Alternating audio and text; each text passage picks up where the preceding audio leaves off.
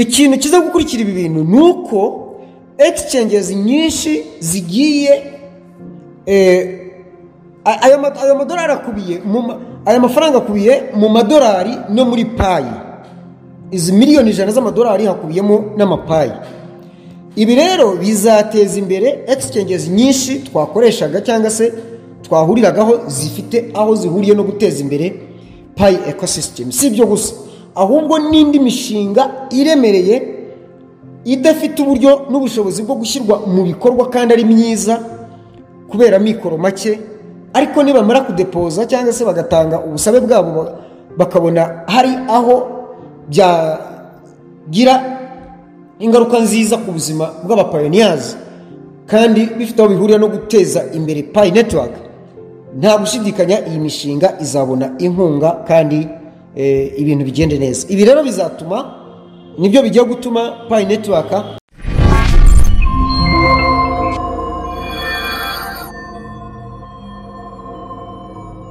nongeye kubasuhuza mwese, nifuriza buri wese kugubwa neza aho aherereye. Hanyuma rero turagarutse mu makuru n'ibiganiro bitandukanye ku bukungu bushingiye ku ikoranabuhanga. Uyu munsi nk'uko byari bisanzwe hari ibikorwa bibiri byari biteganijwe kandi byabaye. Ni itangazo rya Pi Core Team twari dutegereje ryasohotse, tugiye kubagezaho incamake y'ibikubiyemo. Tukaba kandi twari dutegereje inama mpuzamahanga ku bijyanye na cryptocurrency, web3, artificial intelligence, nayo ikaba yatangiye izamara iminsi 3, uyu munsi wayo wa mbere. Byinshi kuri yo agenda yayo nk'uko bamwe bahoze babimbaza, nubwo hari ababibaza banyega wabikuye he ibintu nk'ibyo ngibyo. Kudasoma kwanyu nibwo bujiji bwanyu, kutemera ibyo bababwira ni ikindi kibazo, ngo hakane wahinyuje. Ubu rero reka tubahinyuze tubaha ibihamya bifatika. Agenda link ngiyo murayibona muri description, usome buri kimwe cyose ushaka. Consensus 2025 agenda ni inama izajya itangira guhera saa 3 za hariya muri Toronto muri Canada, igasoza imirimo yayo ku isaha ya saa 10 z'igicamunsi.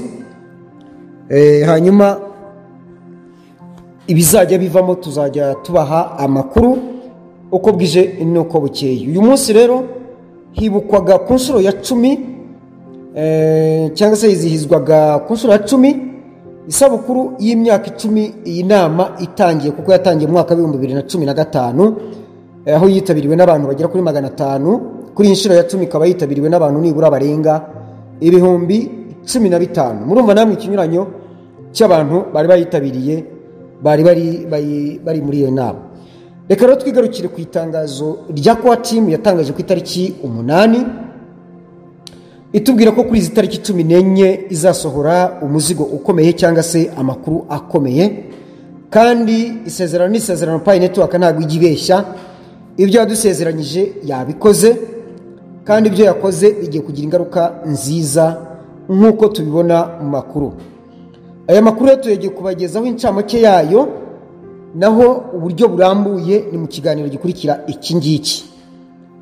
Iri tangazo rero riragira riti Pi Network Ventures, a $100 million investment initiative.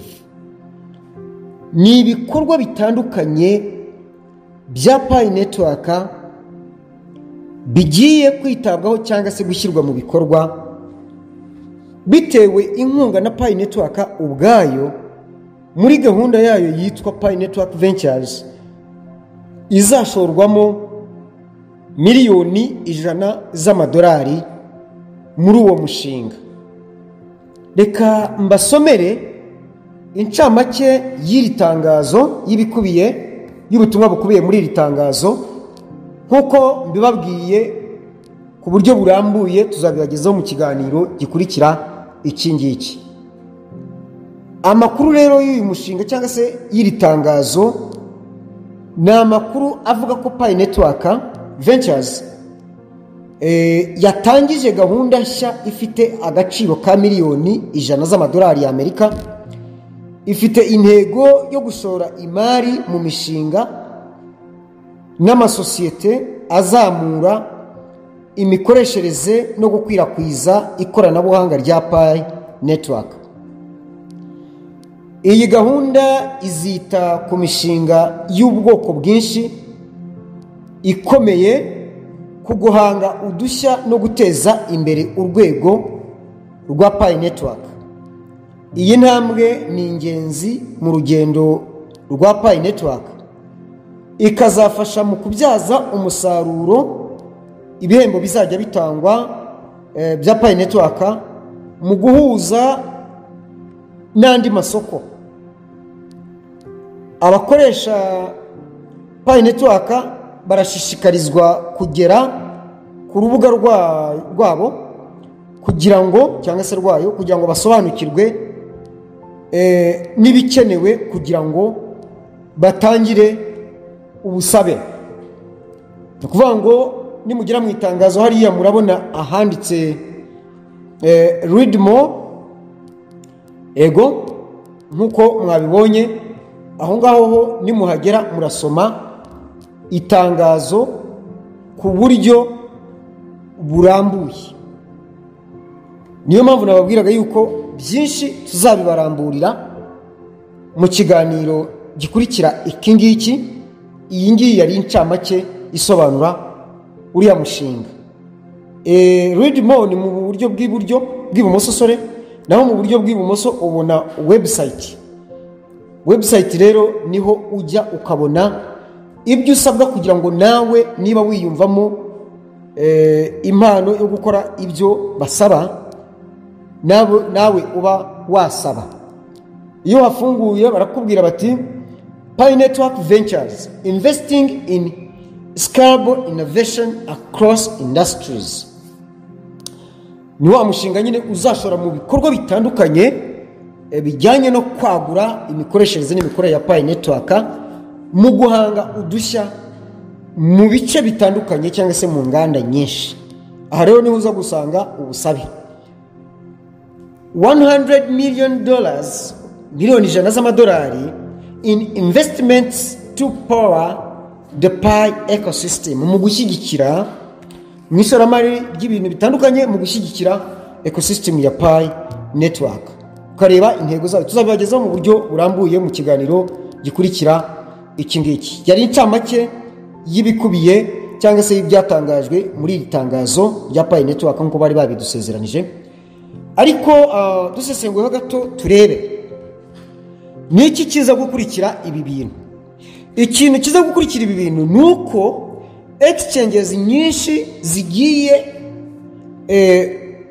ayo madolari akubiye aya mafaranga akubiye mu madolari no muri Pi. Izi miliyoni 100 z'amadolari hakubiyemo n'amapayi. Ibi rero bizateza imbere exchanges nyinshi twakoreshaga cyangwa se twahuriragaho zifite aho zihuriye no guteza imbere Pi ecosystem. Si ibyo gusa ahubwo n'indi mishinga iremereye idafite uburyo n'ubushobozi bwo gushyirwa mu bikorwa kandi ari myiza kubera mikoro make, ariko nibamara kudepoza cyangwa se bagatanga ubusabe bwabo bakabona hari aho byagira ingaruka nziza ku buzima bw'abapioneers kandi bifite aho bihurira no guteza imbere Pi Network, nta gushidikanya iyi mishinga izabona inkunga kandi ibintu bigende neza. Ibi rero bizatuma nibyo bigiye gutuma Pi Network igiye guhesha agaciro Pi coin ku buryo igihe kitarambiranye mushobora kubona Pi coin izamuye, ifaranga rya Pi Network rizamuye agaciro kubera yuko hazibandwa no kumikoresha no kuzamura agaciro Pi Network nkuko twagiye tubibona nko kuri za banks za Binance zirindiriye kulistinga, kandi nkuko twabibabwiye Binance muri iyi nama nayo irimo mu mutumirwa, ntabwo yahatangwa kandi nubwo inama itararangira ngo twumve imyanzuro kubera ko hari imyanzuro rusange izafatirwamo, byanga bikunda ntabwo bizasiga Pi iri aho ngaho gutya gusa. ni muri ubwo buryo rero nagira ngo bagezeho incamake y'itangazo rya Pi Network.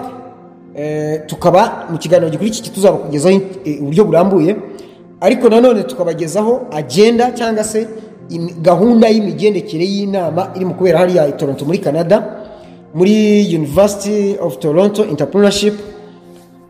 Inama izagitangira cyangwa ni seminari izagitangira saa 3 za hariya kugeza ubwo ni saa 9 z'iwacu, kugeza navuze iwacu ndavuga mu Rwanda, kugeza ku isaha ya saa 10 z'igicamunsi. Bityo rero tukazajya tubona byinshi nibidusobokera ejo.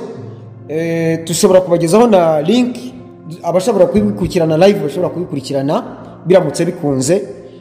Turimo turayihiga nubwo tukireba niba iyo batanze ko ariyo by'ukuri, ariko turaza kwifashisha izo twizeye ko arizo koko ku buryo zizajya gikuru nuko zizajya zitugezaho inama bashobora kuyatendinga bakayatendinga iri live ku buryo bashobora kumenya byinshi kuruta ibi. Mugubwe neza rero mwaye muronye. Shema Investment Company ni company uri bwinjiremo ukabona services zigiye zitandukanye bijyanye n'ibyifuzo byawe, ni ku banyamahanga ni ku banyarwanda cyangwa se n'abanyarwanda bo mu bihugu by'amahanga. Shema Investment Company tugira services zitandukanye, harimo services za banki, services z'irembo, ndetse na services z'ubukode, services zo kugurisha ndetse na services zo kugura. Ahangaha ni uri buze kugera ukeneye apartment yo gucumbikamo, cyangwa se wowe waba ufite apartment uvuga uti nkeneye abakiriya, uri buze kugana muri Shema Investment Company. Uri buze kubashaka kuri telefoni ikurikira ni 07 95 85 46 35, cyangwa se ubandikire kuri nimero ya WhatsApp akamenyetso ko guteranya 33 69 93 53 131.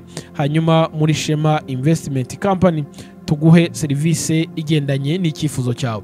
Ku bantu bava mu bihugu by'amahanga baje mu Rwanda gucumbika cyangwa se gusura imiryango, tubaha apartment nziza yo gucumbikamo ndetse n'umuryango wawe.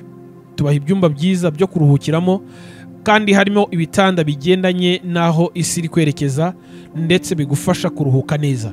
Si ibyo gusa dutanga, kubera ko mu gihe wowe waba ufite inzu yawe uri mu mahanga ukeneye umuntu uyikodesha, uri buze guhamagara cyangwa se uri buze kutugana muri Shema Investment Company. Wowe ushobora kuba ukeneye iyo gukodesha cyangwa se iyo kugura ndetse n'ibibanza bitandukanye, uri buze kuduhamagara muri Shema Investment Company hanyuma tugufashe.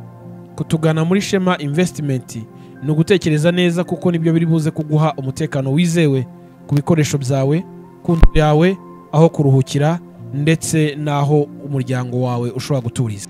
Aha twicaye rero tukaba twicaye kuri Golden Gala, ni ahantu ha fresh, ni ahantu heza cyane, ni ahantu bafite ibintu byinshi bigiye bitandukanye. Bafite salle nziza y'ubukwe, bafite garden ya fresh, bafite sauna massage, bafite bar resto, bafite piscine, ibikinisho by'abana, ndetse na gym ushobora gukoramo umubiri, ibintu bikagenda bimera fresh sana, umubiri wawe ukamera neza cyane. Bahere hano Kicukiro ku Muyange, aho zitwa Tekira.